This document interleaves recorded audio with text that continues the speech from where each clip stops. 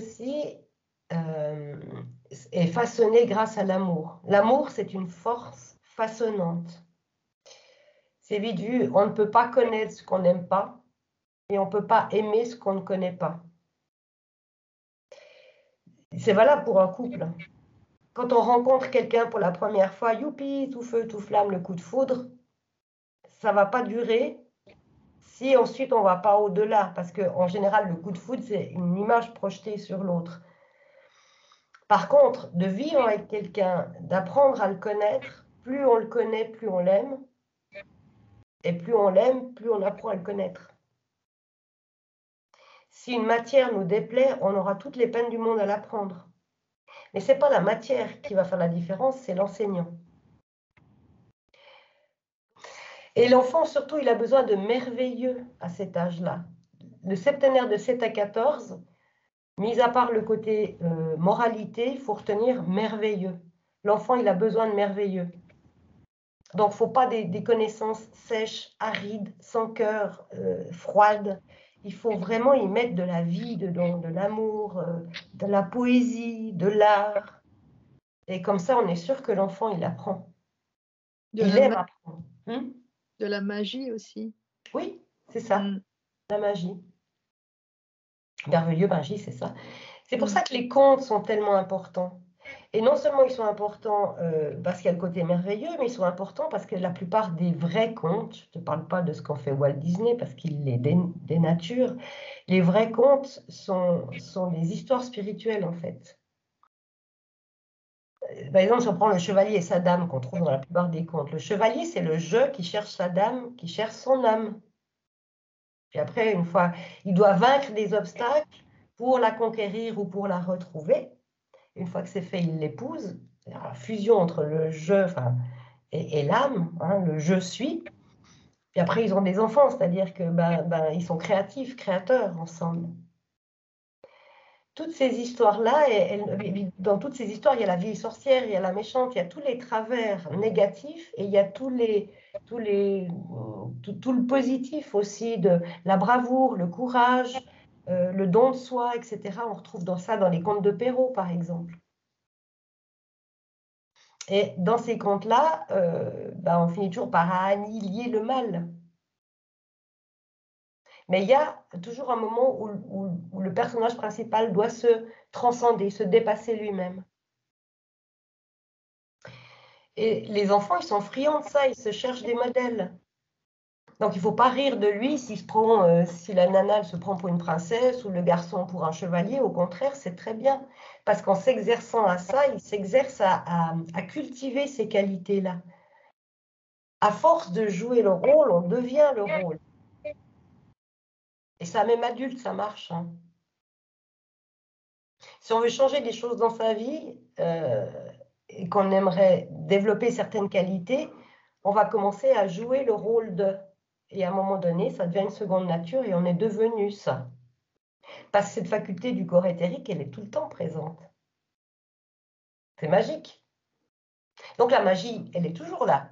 Il faut juste gratter un peu parce qu'en devenant adulte, on devient un peu grincheux, un peu désappointé, etc. Mais ce côté magie, merveilleux, il n'est pas très loin, il est dans notre corps éthérique. Ah oui, le corps éthérique aussi, c'est le corps des habitudes. Quand on a certaines habitudes dont on aimerait se débarrasser, c'est difficile parce que c'est dans le corps éthérique. Quand on répète plusieurs fois des choses, ça s'imprime dans notre corps éthérique. Je reprends l'exemple des livrets ou la poésie. Quand on était enfant puis qu'on voulait apprendre des livrets ou une poésie, on les apprenait mieux en se balançant. Hein. 1 fois 7, 7, 2 fois 7, 14, 3 fois 7, etc. Ou bref, les poèmes de La Fontaine et tout. Parce que le fait de se balancer, ça stimule la mémoire cérébrale. Et je pense que les Juifs, devant le mur des Lamentations, ils font ça parce qu'en fait, ils récitent des parties de la Torah, je crois, ou je pense pas du Talmud. Et donc, c'est pour aller chercher la mémoire cérébrale, on a ce réflexe de se balancer. À cette époque, en général, je ne sais pas en France, mais en tout cas en Suisse, nous, on faisait de la rythmique. C'est-à-dire qu'on allait dans la salle de sport et puis on avait des petites chaussures de rythmique et puis on nous faisait courir avec le tambourin. Mm. Ben, les enfants, ils adorent ça et c'est important pour structurer leur corps éthérique qu'ils aient cette opportunité de vivre dans le rythme aussi. Et de toute façon, spontanément, ils vont aller le chercher. Mais en même temps, même si c'est fait dans les... Aujourd'hui, je ne sais pas, mais c'était fait à l'époque. Je me souviens, moi, de ce genre de cours. Mais par contre, ce n'était pas fait non plus dans l'intention de stimuler ou de renforcer notre corps éthérique. Donc, ça veut dire que intuitivement, quand même, il y a l'enseignement ancien savait que ce genre de pratique, de discipline était bonne pour l'enfant. C'est ça. Mm. Donc, en fait, on savait très bien éduquer les enfants. Tu sais, les enfants qui sortaient de l'école dans les années 40-50 avaient une culture que même les universitaires à l'heure actuelle n'ont pas. Mm. Mm. Mm. Donc oui, on savait effectivement ce qui était nécessaire pour apprendre. Et puis l'école de la vie, on apprend autant à l'école de la vie que sur les bancs d'une école, quoi. Oui, par contre, les bancs de l'école bien faites te permettent de comprendre tes expériences. Parce que si c'est mal fait... Bien fait, il faut que ce soit bien fait. C'est quand ça. même pas... Après, il y a des palliatifs. Heureusement, la vie, la providence existe aussi. Hein, donc, même si c'est catastrophique au niveau de l'école, tu peux très bien avoir un enfant qui a un oncle qui pallie à des enseignants qui n'ont pas les compétences. Hein, et je ne sais pas, lui, il peut être ouvrier sur les routes et puis être passionné de mycologie ou d'ornithologie, puis emmener ses petits-enfants, puis leur faire découvrir la nature, leur expliquer les différentes variétés d'oiseaux, patati patata, et il va remplacer avantageusement l'enseignant. Et l'essentiel, il est là, c'est que l'enfant, ça va lui donner cette curiosité, et donc ça va lui donner l'impulsion d'aller chercher librement les connaissances. Peut-être pas à cet âge-là, mais par la suite. Donc, il apprendra par lui-même. Et il aimera ça, il aimera lire, il aimera apprendre. Combien de personnes, oh, c'est fatigant de lire, oh, j'ai pas envie d'apprendre. Vous savez quel est le seul et unique vrai fléau qu'il y a dans l'humanité à l'heure actuelle? C'est l'ignorance. Les gens ne veulent pas savoir, ils ne veulent pas apprendre, oh, se prendre la tête. Ben, si tu fais ça, tu es à la merci de la première autorité venue, parce que tu n'es pas ton autorité. Donc, une autre particularité du corps éthérique, c'est qu'il contient tous les instants de notre vie, un empilement des instants de notre vie. Il y a deux mémoires. Il y a la mémoire cérébrale. En astrologie, c'est Lune pour la mémoire et Mercure pour aller rechercher les infos. Mais cette mémoire cérébrale, elle n'est pas fiable. Vous demandez à 10 personnes qui ont assisté à un événement de décrire une chose de cet événement, vous aurez 10 versions différentes. Et plus le temps passe, plus la version va changer. Donc la mémoire cérébrale, elle n'est pas fiable. Par contre, la mémoire éthérique, c'est une mémoire fiable parce qu'en fait, c'est les instantanés de tout ce qu'on a vécu. Bon, je pense que vous connaissez l'Akasha, hein, le chronique de l'Akasha, etc. Bon, on se glose beaucoup par rapport à ça. Mais en fait, le corps éthérique, c'est une individualisation d'Akasha. Akasha, c'est l'éther, en fait. Donc, en temps normal, on n'accède pas à cette mémoire-là. On y accède accidentellement, par exemple, quand on fait une expérience de mort imminente. Vous savez, les gens qui disent qu'ils ont failli se noyer, par exemple, ils ont vu leur vie défiler à l'envers à toute vitesse, ben, c'est la libération du corps éthérique, ça. Et le corps éthérique contient tous les instants de notre vie. Alors, sous forme de méditation, il est parfois possible, dans certains cas, d'aller retrouver des informations dedans, mais ce n'est pas évident. C'est pas évident parce que le corps éthérique, enfin, je pense qu'on va pouvoir petit à petit retrouver cette mémoire. Le corps éthérique, il est très pris dans le corps physique. Et maintenant, la partie médiane du corps éthérique commence à se décoller du corps physique, à prendre plus d'autonomie. Ce qui nous permet d'avoir une meilleure relation avec le monde spirituel et d'avoir accès à cette mémoire éthérique. Ce qui empêche la libération du corps éthérique au niveau de la poitrine, c'est la peur, la haine, enfin tous les machins négatifs, le mensonge et tout ce qui s'ensuit. À partir du moment où on cultive la paix intérieure, la bienveillance, et ben, automatiquement, cette partie du corps éthérique, elle se décolle et du coup, on se reconnecte naturellement. C'est bon à savoir. Et parce qu'il y a ce décollement, le brouhaha de nos sens physiques s'éloigne et avec le corps éthérique, on est tout le temps en relation avec le monde spirituel. Mais comme les sensations du corps physique sont trop fortes, on n'entend pas et on ne voit pas le monde spirituel. Par contre, plus il y a ce décollement qui se produit, plus le brouhaha des sens physiques s'éloigne et plus on peut entendre le monde spirituel. Globalement, l'humanité, elle a l'opportunité maintenant de vivre ce décollement et de se reconnecter plus facilement au monde spirituel et à son propre corps éthérique. C'est une bonne nouvelle. Et comme les forces adverses le savent, elles font tout pour nous terroriser. Parce qu'à partir du moment où on a retrouvé la connexion, on est libre. Hein. C'est de bonne guerre de leur côté. C'est compréhensible. Hein. Comme c'est un corps d'habitude, c'est aussi le corps qui nous permet d'apprendre les choses. Tout apprentissage, et ça c'est fondamental parce que c'est valable pour toutes les situations de la vie. Chaque fois qu'on veut apprendre quelque chose, on passe par 4 phases. La première, c'est « je ne sais pas que je ne sais pas ». Un enfant qui n'a jamais lacé ses souliers. Un jour, on lui dit « viens, je vais te lasser tes souliers ». Et il découvre qu'il ne sait pas lasser ses souliers. Donc, il ne savait même pas qu'il ne savait pas lasser ses souliers. Il faut qu'il le découvre. La deuxième phase, c'est « je sais que je ne sais pas ». C'est-à-dire que là, j'apprends que je ne sais pas lasser mes chaussures parce qu'on me le montre. La troisième phase, c'est « je sais que je sais ». C'est la phase où tu apprends à lasser tes chaussures. Et la quatrième phase, c'est « je ne sais pas ce que je sais ». C'est-à-dire que c'est tellement intégré dans le corps éthérique que tu lasses tes chaussures en discutant avec quelqu'un, tu n'as même pas besoin de faire attention à ce que tu fais.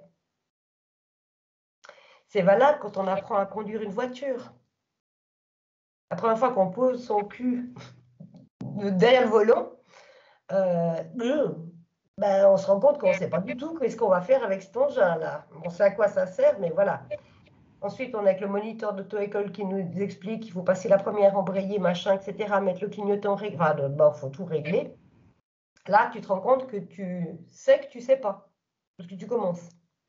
Et puis ensuite, tu prends 1, 2, 3, 4, 5, 6, 7, 8, 10 leçons. Puis à chacune de ces leçons, tu apprends à conduire, en fait. Tu sais que tu sais, petit à petit. Puis à un moment donné, alors c'est pas quand tu as ton permis, parce que c'est un peu plus tard quand même qu'on a vraiment cette capacité-là, tu conduis, tu peux discuter avec quelqu'un, écouter de la musique, et puis des fois tu arrives à la maison, puis tu dis, mais non plus, je suis arrivée là, comment? Tu sais même plus, parce que tellement c'est intégré dans le corps éthérique. Donc, chaque fois qu'on va apprendre quelque chose, c'est important de savoir qu'on passe par ces 4 phases-là, et que c'est à force de répéter, on retrouve la notion de rythme, de répéter quelque chose, si possible correctement, parce que si on t'apprend faux, tu conduiras. Si on t'a mal appris à conduire ou à lasser tes chaussures, ça va être difficile de te défaire de la mauvaise habitude puis de prendre la bonne. La première fois est toujours importante, enfin les premières fois sont toujours importantes. C'est pour ça que ce que je disais avant, si vous voulez apprendre, je ne sais pas, à devenir cuisinier, cuisinière ou bien à jouer du piano, allez vers les meilleurs et imitez les meilleurs. Parce que comme ça, vous êtes assuré d'apprendre correctement. Mais c'est intéressant de savoir ça. Et donc, à l'inverse, quand on a des mauvaises habitudes puis qu'on veut les perdre, c'est difficile puisque c'est dans le corps éthérique. Si on veut arrêter de fumer, il y a le geste, l'habitude, le moment, le lieu. Arrêter de fumer, c'est plus facile si tu déménages, par exemple. Parce que tu te trouves dans un nouvel environnement et tu n'as pas l'habitude d'avoir ton cendrier là et puis de fumer ta clope ici. Mais la même chose pour la nourriture. Hein. Il y a des gens qui sont accros aux bonbons ou que sais-je. Ben voilà, il faut se mettre carrément dans un nouveau décor pour prendre des nouvelles habitudes. Donc, ce qu'on peut retenir, le corps éthérique, c'est le corps des habitudes, mais c'est aussi le corps des instincts. Et les instincts, à la base, ne sont ni bons ni mauvais.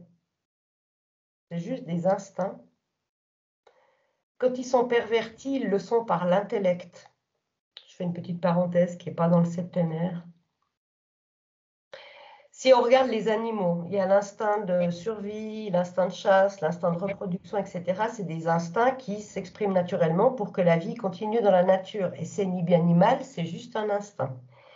Les rares animaux qui sont pervertis, c'est au contact de l'homme. Mais l'être humain, lui, il dévie les instincts. Ah oui, c'est bon. Donc, il passe de « j'ai besoin de me nourrir » à la gloutonnerie. Il passe de l'instinct sexuel à la possessivité ou à la jalousie. Vous voyez ce que je veux dire? Mais ça, c'est l'intellect qui vient troubler l'instinct. En lui, l'instinct, il n'est pas mauvais. Est-ce qu'on peut faire un parallèle? Je pense que oui, en même temps, je pose la question, mais entre le corps éthérique et l'élan vital? Oui, c'est Oui. ça. Mmh. C'est le corps de vie. Mmh. Les scientifiques cherchent à reproduire la vie, mais ils ne la cherchent pas au bon endroit, ils la cherchent dans la matière. Elle n'existe pas dans la matière. La matière est pénétrée d'éthérique, de substances éthériques. Et même, ça va plus loin, c'est que le corps physique est modelé sur le modèle, le canevas du corps éthérique.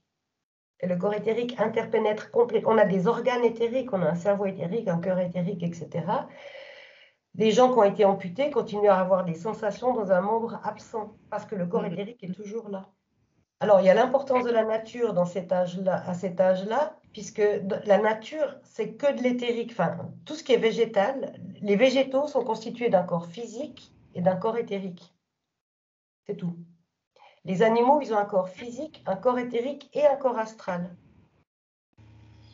Et l'être humain, il a en plus de ces trois corps-là le mental. Certains animaux domestiques commencent à développer un mental, une pensée au contact de l'homme. Donc les enfants dans ce septénaire-là, quand ils vont dans la nature, ils sont en contact avec les forces éthériques des végétaux, c'est génial parce que ça nourrit leur propre corps éthérique. Et comme la nature est harmonieuse, hein, quand on regarde une fleur, un arbre, tout est en harmonie, c'est une beauté harmonieuse, et bien cette harmonie se transmet à leur corps éthérique. Un enfant qui est trop souvent devant les écrans, il faut le sortir, puis il faut l'amener dans la forêt, il faut l'amener dans la nature, en fait, ça va l'aider. Par osmose. Par rapport à ça, il y a aussi les rythmes annuels. On a vu que le corps éthérique, c'est un corps de rythme, c'est le corps du temps. Le corps physique, c'est le corps de l'espace, et le corps éthérique, c'est le corps du temps, et donc du rythme. Donc, avec l'enfant, c'est important de cet âge-là de fêter ces fêtes-là, ou en tout cas, ou d'instaurer des fêtes que la famille choisit, c'est égal ça. Il y a des dates où voilà, on fait la fête du printemps, la fête des marrons, la fête de... Peu importe. Ça rythme, et donc ça aide l'enfant à trouver son propre rythme de vie, le sien, parce que de ça va émerger son rythme à lui. Et il y aura peut-être... Bon, après, c'est une assurance que par la suite, dans la vie, on sera moins stressable. Si on a trouvé notre propre rythme, on encaissera beaucoup mieux le stress de la société que si on ne l'a jamais trouvé. Il faudrait faire des statistiques, de voir si les gens qui font les burn-out ont eu ce septénaire-là où ça ne s'est pas moins bien passé que pour d'autres. Voilà, il faudrait faire des statistiques, ça. Ce serait intéressant. Attendre d'un enfant qu'il obéisse, et c'est vrai que c'est un septénaire où les enfants obéissent facilement, c'est lié au corps éthérique et ce corps-là a besoin de structure, donc l'obéissance, ça aide à structurer le corps éthérique, mais il faut que cette obéissance soit nourrie d'explications et soit bienveillante. Enfin, l'autorité soit bienveillante, je veux dire. Parce qu'après, l'autorité, ça ne marche plus hein, dans le septénaire de la puberté, et tant mieux d'ailleurs, heureusement. Et là, ça marche, mais il faut expliquer pourquoi. et montrer l'intérêt des règles. Il faut qu'elles soient morales, ces règles. Il faut qu'elles servent à un but concret de mieux-être. Parce que dire à un enfant, tu ne peux pas faire ça, pourquoi? Parce que ça ne veut rien dire pour lui. Mais si tu lui expliques parce que ceci, cela, ok. Et